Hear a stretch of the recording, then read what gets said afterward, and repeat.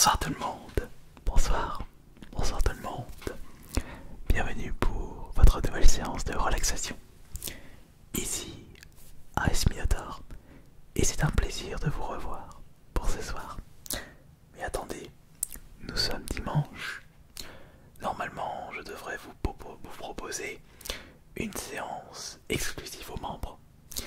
Eh bien, en y repensant, je pense que tout comme les lectures de chapitres de mon livre, je vous proposerai ceci une fois toutes les 2 semaines, 2 fois par mois. Et pour faire plaisir à tous ceux qui n'ont malheureusement pas les moyens de devenir membres de cette chaîne, je vais vous proposer une fois sur 2 une séance ASMR. Pour les personnes qui souhaitent la séance exclusive, ce sera pour la semaine prochaine. Alors, comment je vais pouvoir vous relaxer ce soir? Bien entendu, il ne faut pas oublier de balancer le pourboire ASMR. Ensuite, j'ai oublié les jetons. Ils sont là-bas. Bon, tant pis. Donc le pourboire ASMR de base, c'est le like.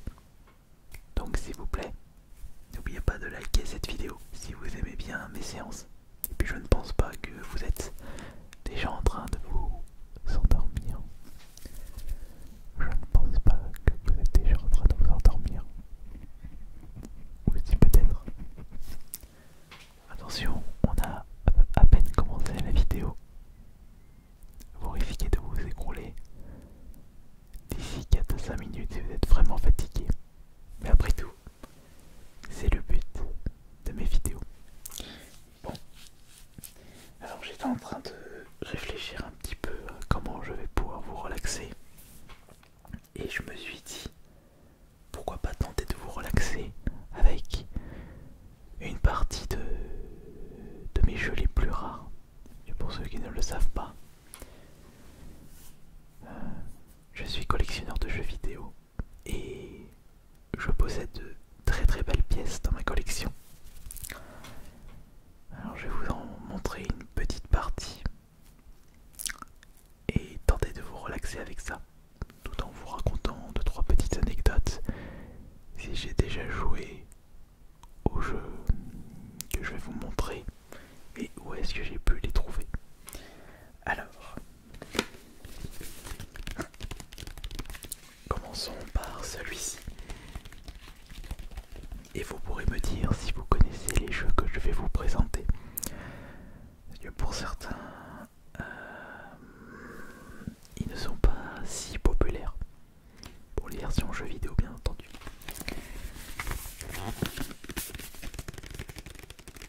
Alors, le premier se nomme Donald in Mole Manor. Ce qui fait sa rareté, c'est le fait qu'il est encore neuf ce blister rigide. A l'époque, le blister n'était pas sous un petit plastique tout souple. Le blister était beaucoup plus solide, avec un trou pour pouvoir les mettre sur les crosses des magasins. Plus solide, et ça tient mieux dans le temps. Concernant ce jeu, je ne l'ai jamais fait. Le Donald que j'ai pu faire, il y a même 2 jeux Donald sur la Mega Drive. Il y a Mickey Mouse World of Illusion, un jeu qui peut se jouer à 2, un joueur avec Mickey et l'autre joueur avec Donald. Et l'autre c'est le très célèbre Quackshot. Mais celui-ci je ne l'ai jamais fait. Il m'a l'air d'être cool, faudrait que je le trouve, mais j'ai pas envie d'ouvrir ma version blister. Et j'ai pu le trouver. J'avais pu le récupérer en cadeau de fidélité sur le site Russian Game.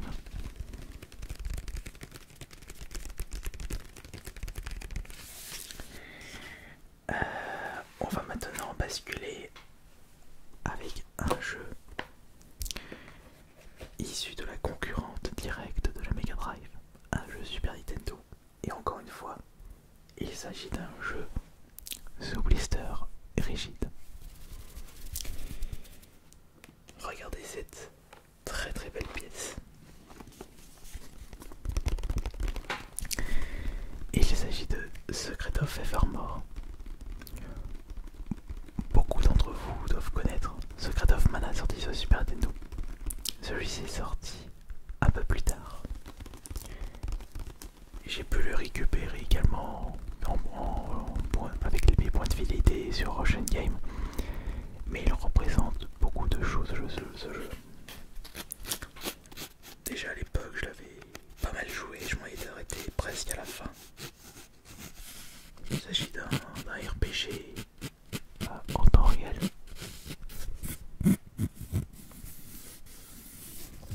Et c'était d'ailleurs mon tout premier achat sur eBay à l'époque. J'avais acheté ce jeu en 2003-2004, j'avais acheté ça, c'était seulement 8 euros. C'était lors de déstockage de magasin. Bon, maintenant c'est plus ce prix là. Et le jeu que j'avais acheté sur eBay à l'époque, je l'avais déjà ouvert pour y jouer pour ma collection. Et j'ai pu avoir l'occasion de me récupérer la version 9 qui représente mon tout premier achat sur eBay. Sinon le jeu est vraiment top. Un jeu Super Nintendo que je vous recommande fortement.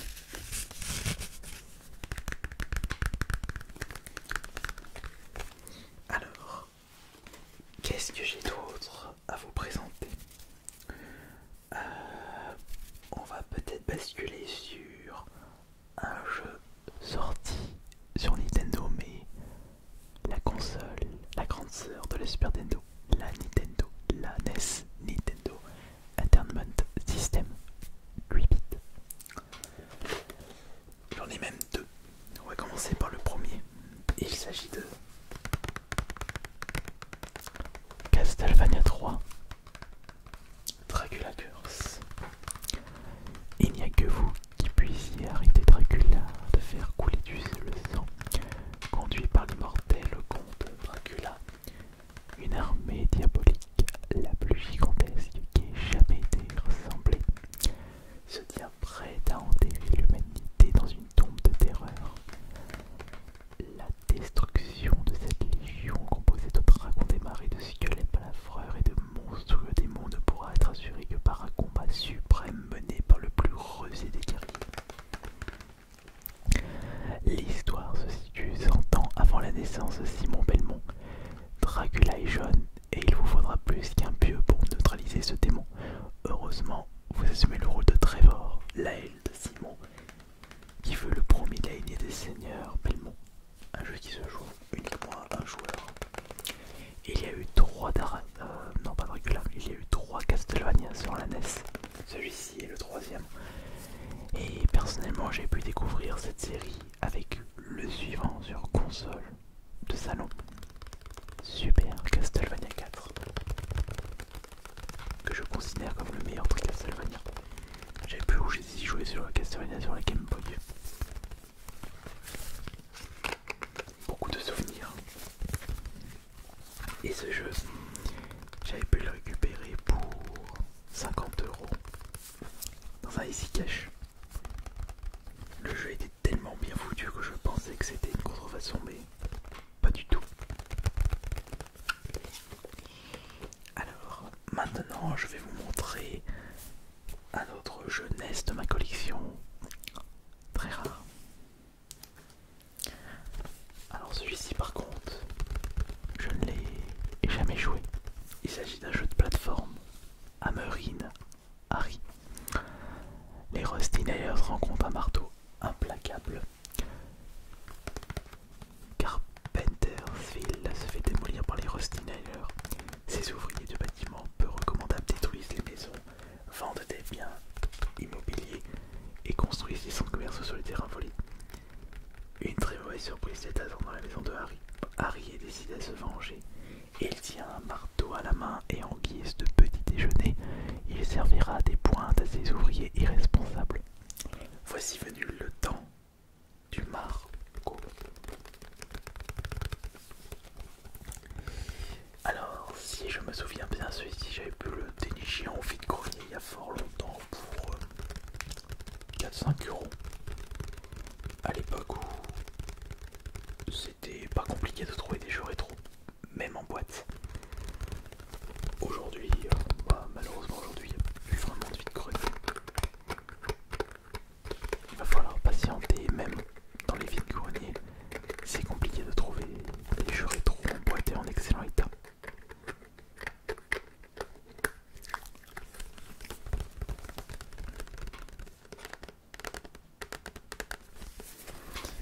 Et au vu de leur rareté, il est préférable d'utiliser des boîtiers de protection pour éviter de les abîmer.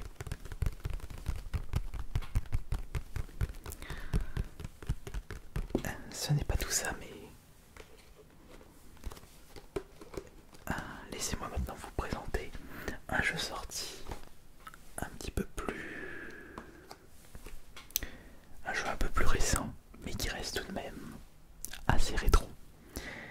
Dans ma collection se trouve un jeu Xbox très rare, la première Xbox, rien à voir avec la nouvelle Xbox. Et c'est un jeu qui était de base sorti sur la Dreamcast. Et ils l'ont sorti 3 ans après, non je veux dire l'année suivante sur la Xbox. Je pense que vous connaissez tous Shenmue. Shenmue 1 et Shenmue 2 sur la Dreamcast. Ils ont sorti le 2 sur la Xbox. On va dire que Sega n'a pas hésité à ressortir des jeux sortis sur la Dreamcast sur des consoles concurrentes pour justement rattraper les mauvaises ventes de la console. On avait eu le même cas avec les Sonic Adventure.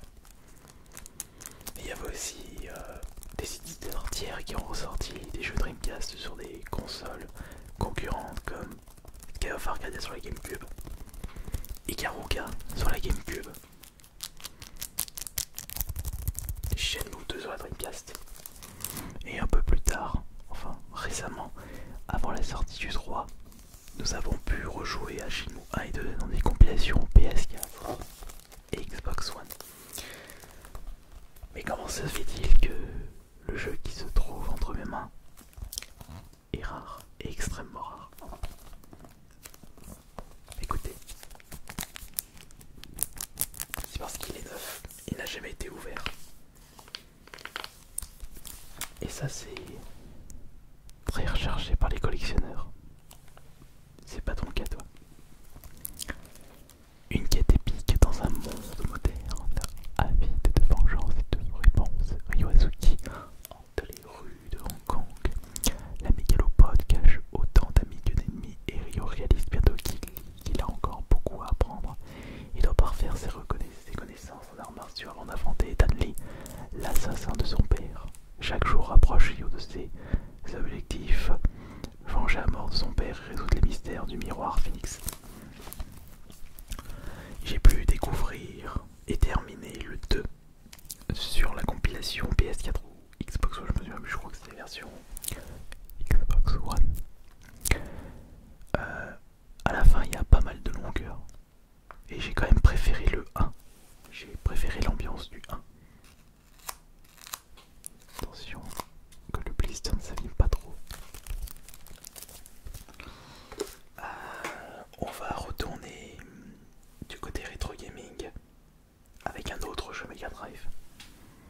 Et même si celui-ci n'est pas neuf emballé, il reste tout de même assez prisé des collectionneurs.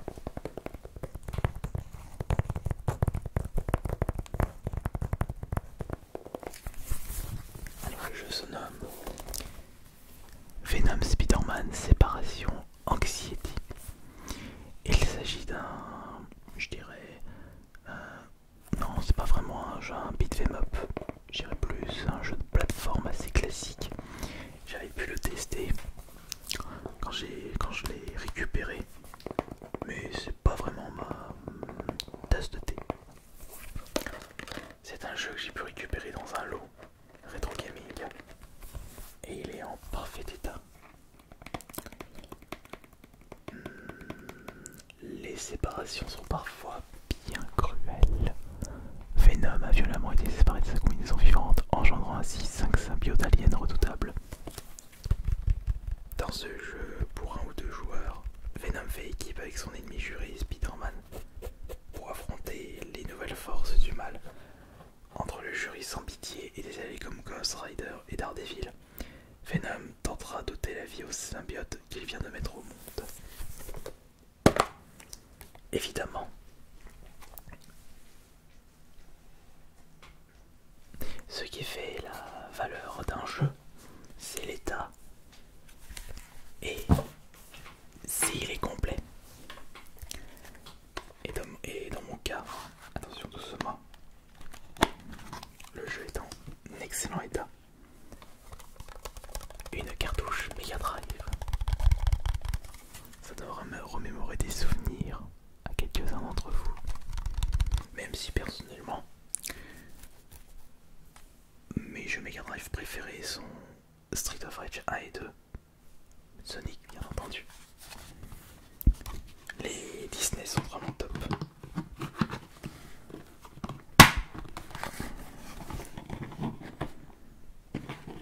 Allons-y doucement. Voilà. Et nous avons aussi la notice.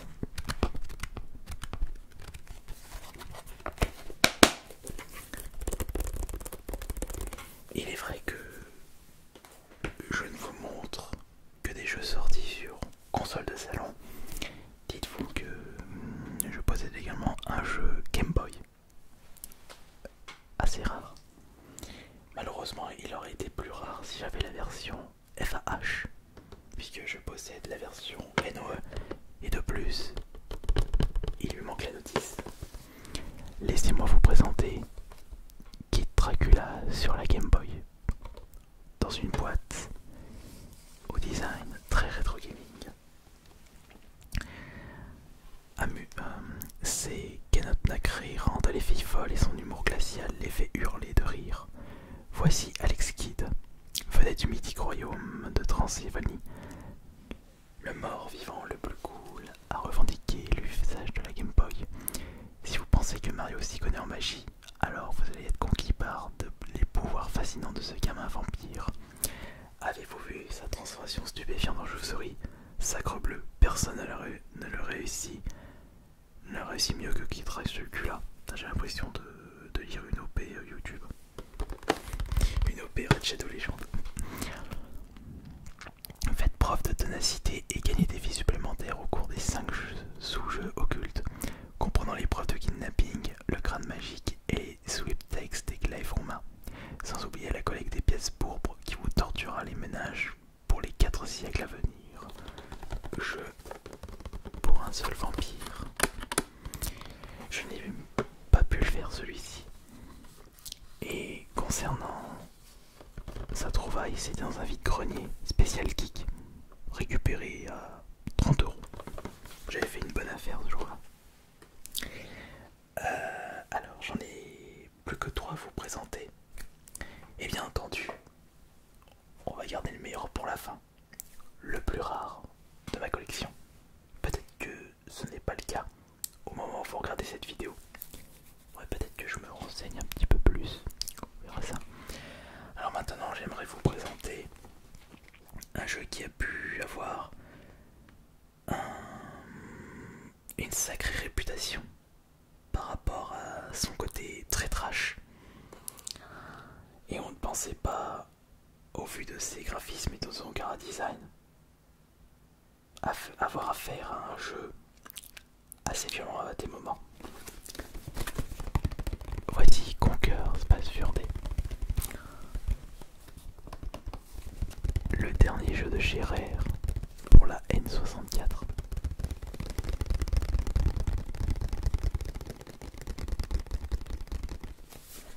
Un jeu prisé par les collectionneurs et une aventure que je vous recommande fortement de faire pour les possesseurs de la Xbox One.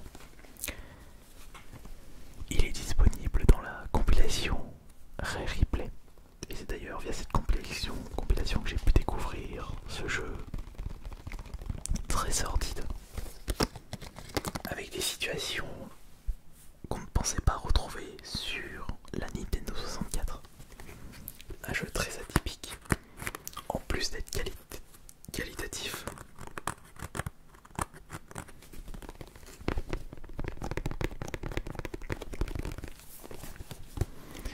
Par contre, j'ai mis le prix pour récupérer cette version boîte. Je crois que j'ai mis environ 300 euros. Et je crois même peut-être 350 euros.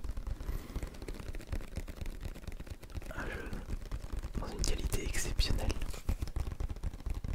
Extrêmement content d'avoir pu le récupérer. Je pense pas que j'aurais mis le prix si je n'avais pas apprécié le jeu. Alors, il n'y a que des jeux rétro gaming. Ouais, la Xbox fait partie des consoles rétro en y repensant. Mais beaucoup de Super Nintendo, beaucoup de Mega Drive, presque que des jeux issus de consoles de salon et un jeu console portable. Mais qu'en est-il du PC? Existe-t-il des jeux extrêmement rares qui peuvent valoir des fortunes? Bien entendu. Et j'en possède un que vous connaissez très certainement. Vous pouvez me critiquer, je n'ai jamais joué à World of Warcraft. Vous n'avez pas entendu? Je vais vous dire World of Warcraft. Non, vous n'avez pas compris.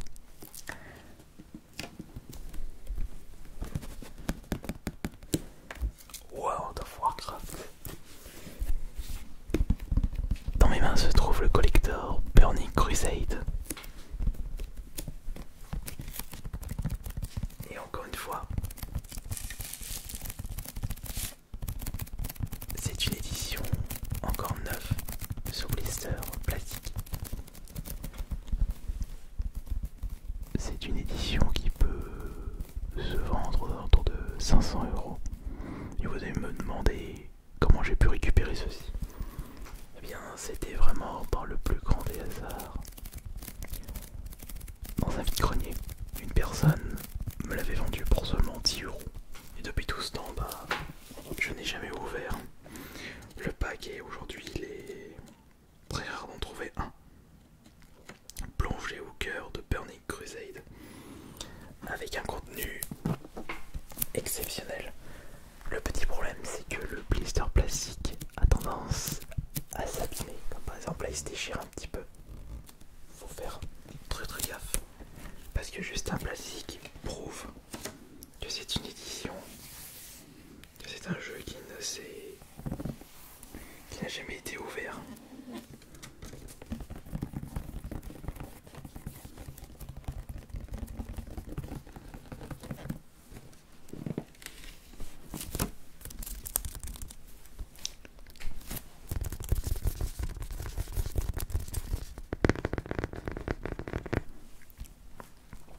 Ça commence à faire beaucoup là. Non, pas d'accord. Eh bien, on va terminer en beauté avec la présentation du jeu le plus cher et le plus rare de ma collection. Et il s'agit d'un jeu Mega Drive, encore. C'est celui-ci, Punisher. Alors en réalité, c'est un jeu, enfin c'est un portage de la version arcade. Punisher, il y avait eu un jeu PS2, mais il y a fort longtemps, il existait un jeu sur borne arcade, un beat'em up. Très classe d'ailleurs en y repensant. Et c'était enfin, il n'y a pas très longtemps que j'ai pu connaître l'existence d'un portage sur Mega Drive. Je dis, ah bah tiens, ça peut être bien de récupérer ceci pour la collection. Vous avez le choix entre Punisher, Nick Fury et un jeu vraiment excellent, exceptionnel. Bon, on fait un petit peu mal aux yeux, ça fait un petit peu mal aux oreilles pour le portage Mega Drive par rapport à la version arcade. Mais ça reste cool de parler de ce très bon jeu. Après en beat'em up pour la Mega Drive, il ne faut pas oublier les Street of Rage, Golden Axe.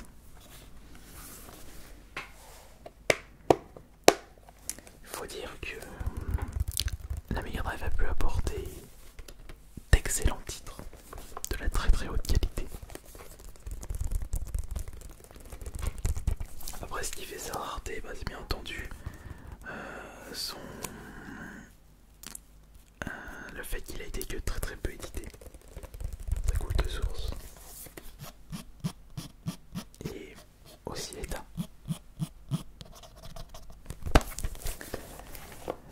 Et ben j'en ai terminé pour cette nouvelle séance de relaxation.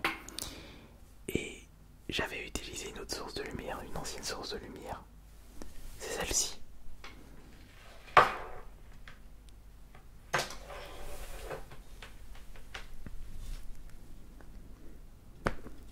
Il faudrait que je trouve une autre façon de vous relaxer avec cette lumière.